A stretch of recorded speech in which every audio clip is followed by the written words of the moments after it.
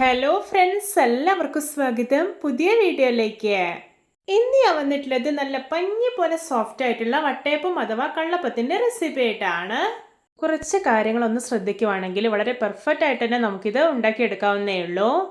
എന്നും പറയുന്ന പോലെ വീഡിയോ കണ്ടിട്ട് ഇഷ്ടപ്പെടുവാണെങ്കിൽ ലൈക്ക് ചെയ്യുക, ഷെയർ ചെയ്യുക, കമന്റ് ചെയ്യുക, ചാനൽ സബ്സ്ക്രൈബ് ചെയ്യാനും മറക്കരുതേ. പിന്നെ ഫേസ്ബുക്കിലൂടെയാണ് വീഡിയോ കാണുന്നതെങ്കിൽ പേജ് ഫോളോ കൂടി ചെയ്യണേ. അപ്പോൾ നമുക്ക് നേരെ വീഡിയോയിലോട്ട് പോവാം. കള്ളപ്പം ഉണ്ടാക്കാൻ വേണ്ടിയിട്ട് ഞാനിവിടെ ഈ ഒരു ഗ്ലാസ്സിൽ 1.5 ഗ്ലാസ് പച്ചരി 6 മണിക്കൂർ സോക്ക് ചെയ്തെടുത്തിട്ടുണ്ട്. ഇനി ഇത് മുഴുവനായിട്ടും മിക്സർ ഒരു വലിയ ജാറിലേക്ക് ഇട്ടുകൊടുക്കാം. ഇനി ഇതിലോട്ട് ചേർക്കാൻ പോകുന്നത് തേങ്ങയാണ്. ഞാനിവിടെ ഒരു 1/4 കപ്പ് ചിരകി എടുത്തിട്ടുള്ള തേങ്ങയാണ് ചേർക്കുന്നത്. ഇനി ഇതിലോട്ട് ചോറ് ചേർത്ത് കൊടുക്കാം. ഞാനിവിടെ ഒരു 1/4 ഗ്ലാസ് മഞ്ഞക്കുറുവയുടെ ചോറാണ് ചേർക്കുന്നത്. നിങ്ങൾക്ക് ഇഷ്ടമുള്ള ഏതൊരു ചോറ് വേണമെങ്കിലും ചേർക്കാവുന്നതാണ്. ഇനി ഇതിലോട്ട് മധുരത്തിന് ആവശ്യമായിട്ടുള്ള ഒരു 1/2 ഗ്ലാസ് പഞ്ചസാര ഇട്ട് കൊടുക്കാം. ഇനി നമ്മുടെ കള്ളപ്പത്തിന് നല്ലൊരു ഫ്ലേവർ കിട്ടാൻ വേണ്ടിയിട്ട് 5 ഏലയ്ക്ക് തൊലി കളഞ്ഞ് ചേർക്കുന്നുണ്ട്. ഇനി ഇതിലോട്ട് ചേർക്കാൻ പോകുന്നത് ഒരു 1/4 ടീസ്പൂൺ ഇൻസ്റ്റന്റ് ഈസ്റ്റ് ആണ്. ഈസ്റ്റ് എടുക്കുന്ന സമയത്ത് പുതിയത് തന്നെ എടുക്കാനായിട്ട് പ്രത്യേകം ശ്രദ്ധിക്കണേ. ഇനി ഇതിലോട്ടൊരു 1.5 ഗ്ലാസ് വെള്ളം ഒഴിച്ചു കൊടുക്കാം. എന്നിട്ട് നല്ല സ്മൂത്ത് ആയിട്ടൊന്ന് അരച്ചെടുത്ത് വരാം.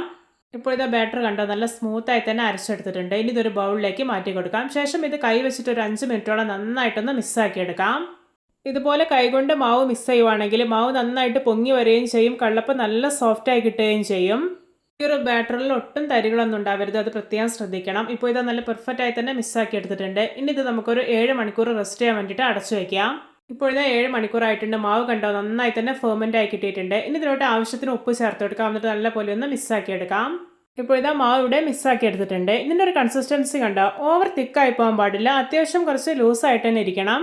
കള്ളപ്പം ഉണ്ടാക്കാൻ വേണ്ടിയിട്ട് ഞാനിവിടെ ഒരു കേക്ക് ടിന്നാണ് എടുത്തിട്ടുള്ളത്. ഇതിൽ നന്നായിട്ടൊന്ന് ഓയിൽ സ്പ്രെഡാക്കി എടുത്തിട്ടുണ്ട്. ഞാനിവിടെ ഒരു ഇഡ്ഡലി പാത്രത്തിൽ വെള്ളം ഒഴിച്ച് തിളപ്പിച്ചെടുത്തിട്ടുണ്ടായിരുന്നു. ഇതിലേക്ക് ഒരു തട്ട് വെച്ച് കൊടുക്കാം. ഇനി ഇതിലോട്ട് കേക്ക് ടിന്നെ ഇറക്കി വെച്ച് കൊടുക്കാം. ശേഷം പകുതി മാവ് ഇതിലേക്ക് ഒഴിച്ചു കൊടുക്കാം. ഇനി ഇത് അടച്ചു വെക്കാം. എന്നിട്ട് ഹൈ ഫ്ലെയിമിൽ വെച്ചിട്ട് ഒരു 10 മിനിറ്റാണ് സ്റ്റീം ചെയ്തെടുക്കേണ്ടത്.